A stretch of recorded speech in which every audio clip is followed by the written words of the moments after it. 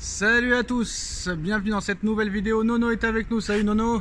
Salut Sacha. Bon, on va pas se mentir, Écosse-Suisse, voilà, on préfère faire la journée débrief maintenant. Donc on va commencer Nono par la surprise du jour, l'Albanie qui tient en échec la Croatie, finaliste de la Coupe du Monde 2018, demi-finaliste de la Coupe du Monde 2022. Déjà qu'ils nous avaient surpris contre l'Italie, l'Albanie a confirmé, ils ont mené 1-0, ils se sont fait revenir un partout 2-1 et à la 96e minute, l'Albanie va chercher le match nul. Alors bon, ça aurait été l'Euro 2012, l'Euro 2008, on aurait dit c'est fini pour la Croatie, mais là maintenant que les troisièmes peuvent passer, Nono, demain il y a un gros choc Espagne-Italie, s'il y a un gagnant entre les deux, tout sera possible encore pour être deuxième.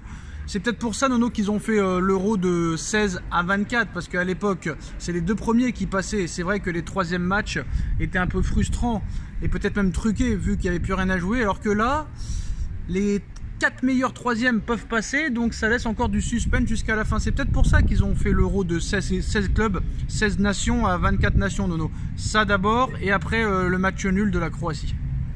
Ah c'est pour ça que je suis contre. Ils sont passés de 16 à 24.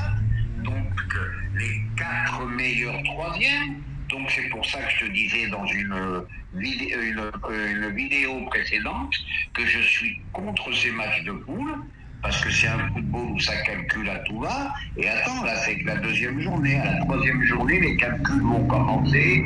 Si celui-là gagne, je fais match nul, patati patata. Et plus que jamais, le football, ça commence à devenir intéressant dans les matchs à élimination directe. Moi, les matchs de poule, ça me gave. On l'a vu encore aujourd'hui, l'Allemagne qui m'avait impressionné.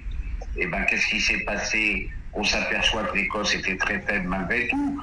Mais là, et contre une équipe de Hongrie très batailleuse, très, très cohérente quelque part, ça a été un peu plus compliqué pour les Allemands, qui n'ont pas joué non plus à 100% de leur potentiel.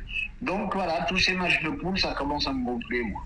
Après, c'est pas si mal quand même pour le suspense, Nono, parce que tu te dis, pour les troisièmes journées, des fois, tu as le dernier contre l'avant-dernier qui n'ont plus rien à jouer, c'est des matchs truqués, tout ça, alors que là, il y a quand même un suspense encore pour te qualifier pour les huitièmes.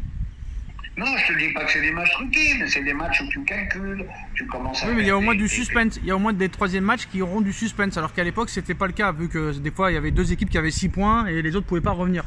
Alors que là, oui, il y a quand même du suspense dans les troisièmes matchs. Oui, d'accord, mais rien ne vaut les matchs à élimination directe. Ça, c'est sûr, ça, c'est sûr. Et là, tu verras que le niveau augmente de 2 paliers, quoi. Voilà. Alors, bon, Croatie qui fait match nul, l'Allemagne qui gagne, Nono. Qu'est-ce que tu as pensé de ces deux matchs et du niveau de ces deux équipes avant le choc de demain, Espagne-Italie, et vendredi, France-Pays-Bas? La Croatie, malgré que je l'adore, à l'image de Modric, l'équipe de Croatie est très vieillissante. Ils ont besoin vraiment d'un rajeunissement. Ils ont fait plusieurs belles campagnes. Et voilà, et tout a une fin. On en parlait hier. Il y a un moment, l'âge te rattrape. L'équipe vieillissante. Et l'Allemagne, c'est ce que je te disais tout à l'heure. Bon, une Allemagne qui m'a beaucoup moins plu que contre l'Écosse, mais c'est toujours pareil, il fallait voir l'adversité. Et la Hongrie, ça a été quand même un peu plus dur que l'Écosse.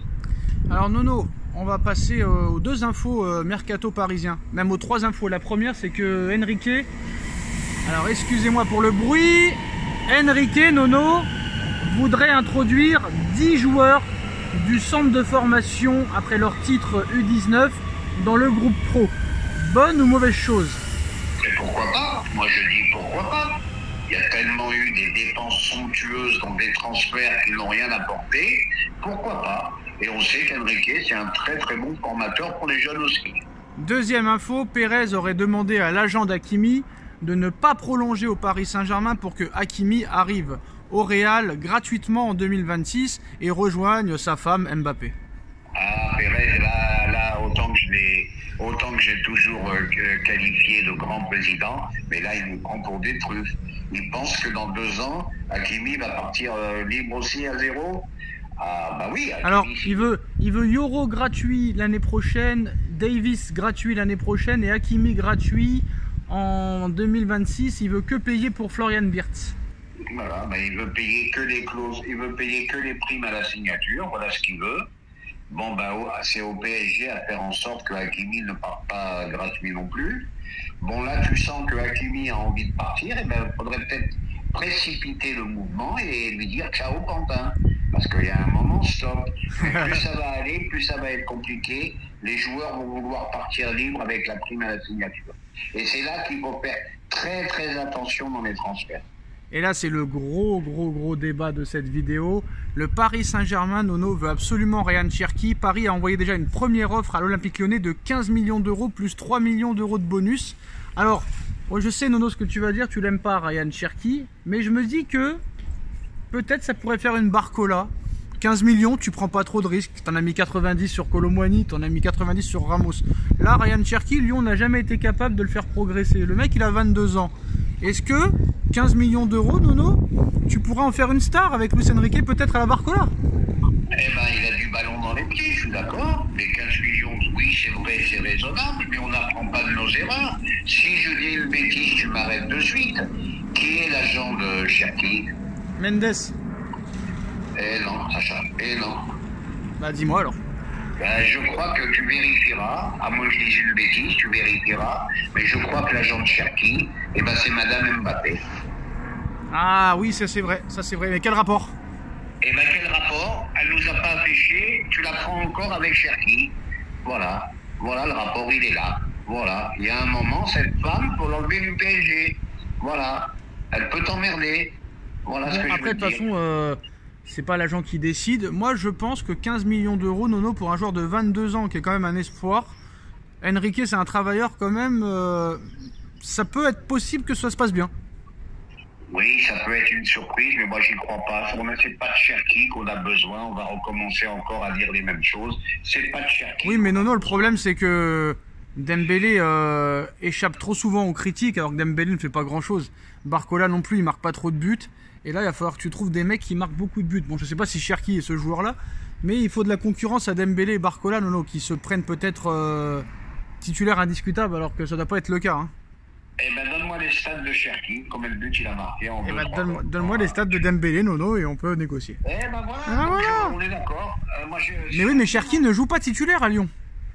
D'accord, mais moi, Cherki, d'accord. Bon. Oui, mais 15 millions, tu prends pas de risque, Nono, 15 millions. Oui, 15 millions, tu prends pas de risque, et t'en rajoutes un dans la ligne d'attaque, et tu te retrouves avec un problème encore pas possible. Oui, mais c'est un espoir, c'est un mec que Enrique, je pense, pourrait transformer et métamorphoser. C'est possible. 22 ans, c'est possible, Nono. À 15... Ah oui, c'est sûr, à 40 millions, je te dis non, c'est une honte. Mais 15 millions d'euros, Nono, franchement, c'est un pari, c'est un coup de poker. Eh ben, écoute, c'est peut-être un pari à tenter, peut-être. En tout cas, c'est la fin de cette vidéo, et à très vite pour une nouvelle. Tchuss!